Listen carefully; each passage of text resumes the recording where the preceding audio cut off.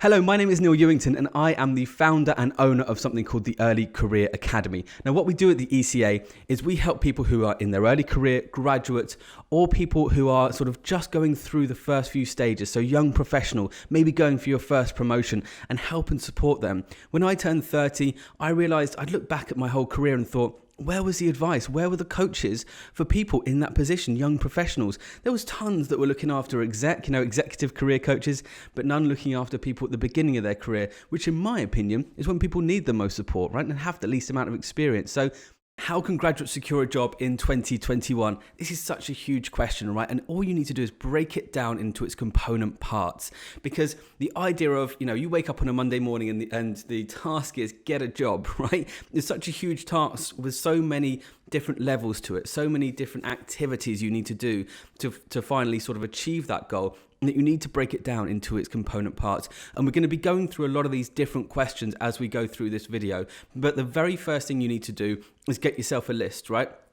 Get yourself a list of the top 20 companies that you want to work for. Get 5 that are your dream companies.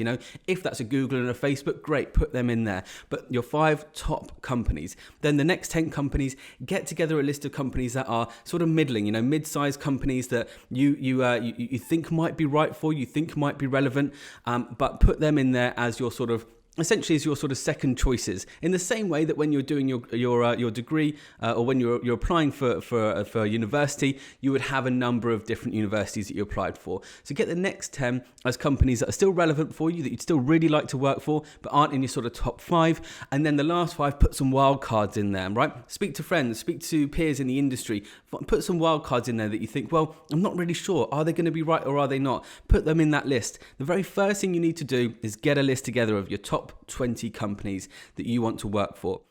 So what additional skills should you gain when it comes to getting into a grad program? It's a difficult question to answer in these sort of generic terms, but the best thing for you to do is start reaching out to peers in your industry.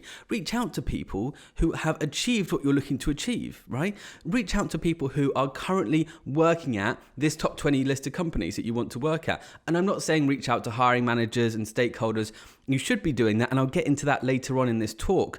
But right now, if you want to identify what skills that are going to help you achieve, get into that grad program over other people, the very best thing to do is find people who've just done it, right? Who better to tell you how to get into a grad program than someone who went through it last year? And the reason that's so important is it's changed, right? The whole way grad programs are even sort of interviewed for has completely changed over the last 2 years since COVID.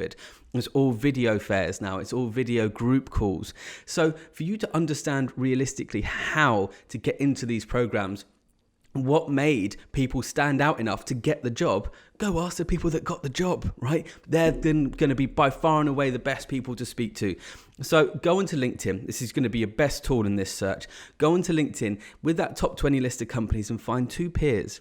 Okay, 2 people who've just achieved your goal in each company and start reaching out to them. Say, explain your situation. I'm a graduate. I'm about to graduate from this university with this degree. I'm looking for an edge, right? I'm looking for some support. Can you spare 15 minutes of your time on a phone call, on a Zoom, to tell me about how you achieved what I'm looking to achieve? What made you stand out from the crowd? You won't get everyone come back. You'll probably get about 20% of people come back typically doing this sort of technique, but you are going to get an edge that way. Why else is it important? For the interviews as well, and we'll talk a little bit more about that later on.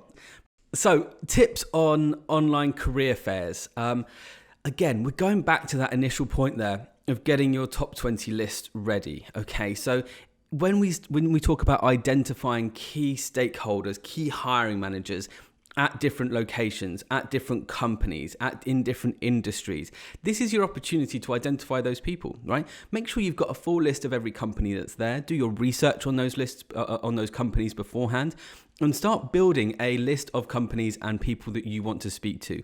And once you've done that, and at the end of each one of these career fairs, make sure that you have gone to LinkedIn and you have identified the key people to speak to at these. So at the beginning of this, we talked about identifying to peers in your industry. This is your chance to identify 2 stakeholders. What I mean by a stakeholder and hiring manager here is who's the person that says, yes, I want to hire you, Neil, right? Who's that person that says, I want to hire you?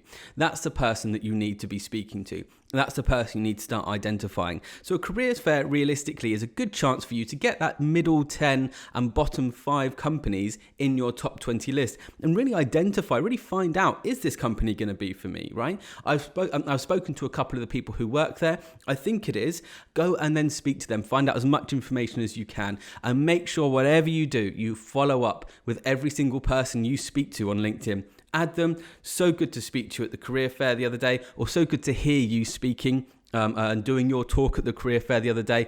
Would love to be in contact. I have a few extra questions I'd love to speak to you about. Can we get a 15-minute chat booked in the diary? And that's what you're trying to do with all of this. It's all about networking. You want to get 15 minutes in the diary with peers, with stakeholders, with hiring managers, and with the key people from these career fairs.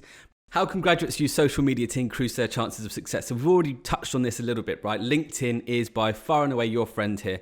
This does depend slightly on the industry that you're in. So if you're in a more creative industry, and we're trying to get hold of these hiring managers, these peers in the industry, realistically, you might be using sort of Instagram rather than LinkedIn. A lot of the time, they'll be on both. But if you are struggling to get hold of people because it is an industry that doesn't have a lot of engagement on LinkedIn, then try Instagram, try Twitter. And it's all about networking and getting hold of these people and getting them on those 15-minute calls. But to get to the crux of this, how can you use social media to increase your chances of success? It's all about that top 20 list, okay?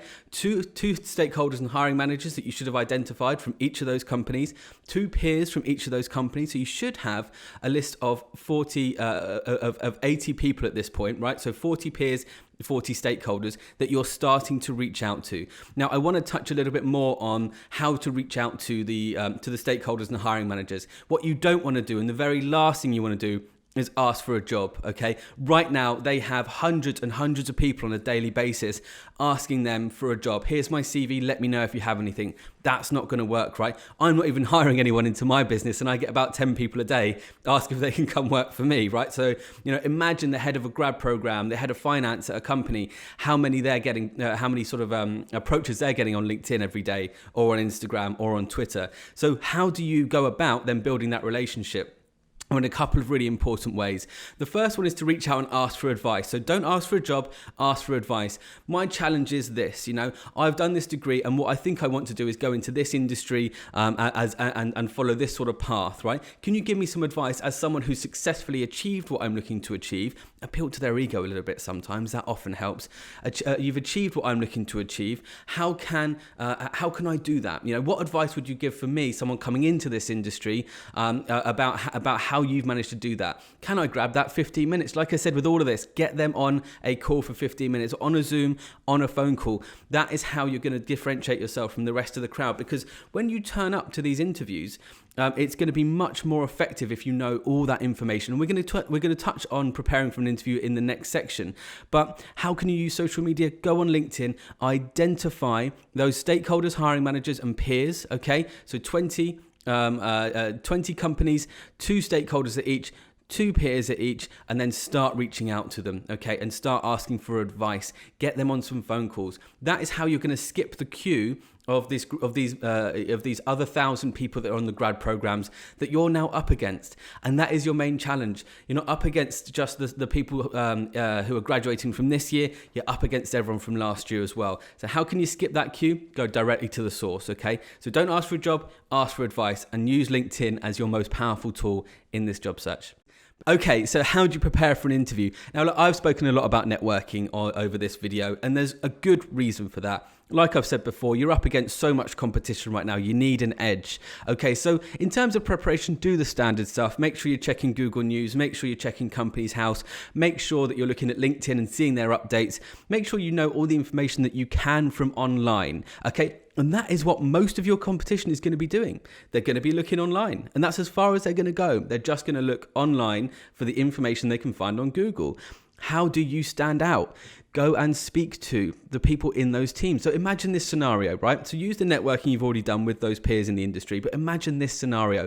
You turn up to an interview and they say, Neil, why would you like to join us? You say, well, one of the reasons I wanted to join your company was I spoke to Tim, who works in this team, and he said this about your company. And those values really align with my own for these reasons. I actually also spoke to Annabelle, who works directly with you. And Annabelle said that this is the direction that you're going in. And I think that's fantastic for these reasons. Okay, we talk about how proactive we are on our CVs, our LinkedIn profiles, and throughout these processes. But show them, don't tell them, show them how proactive you are. Show them how good your communication skills are. Show them how organized you are. Actually, I've spoken to the majority of your team already, and that there is no better way to prepare for an interview than doing that. And I guarantee you most of your competition aren't, and that is your edge here.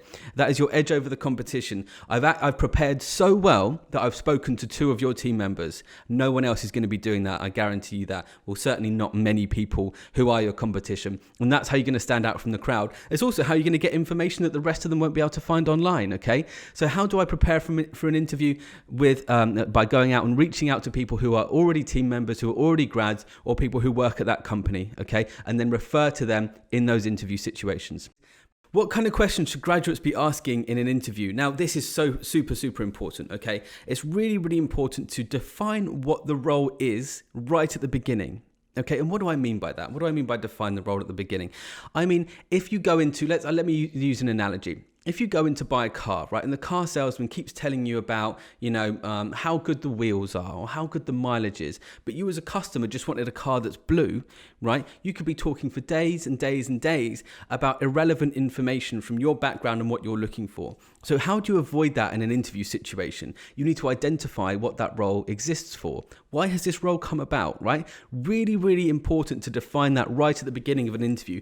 How do you do that? Really simply, ask the question, say, look, before we jump into, I'm sure you've got tons of questions. Before we jump into that, I'm really happy to answer them. I'm really happy to be here. Make sure you do a good introduction before that.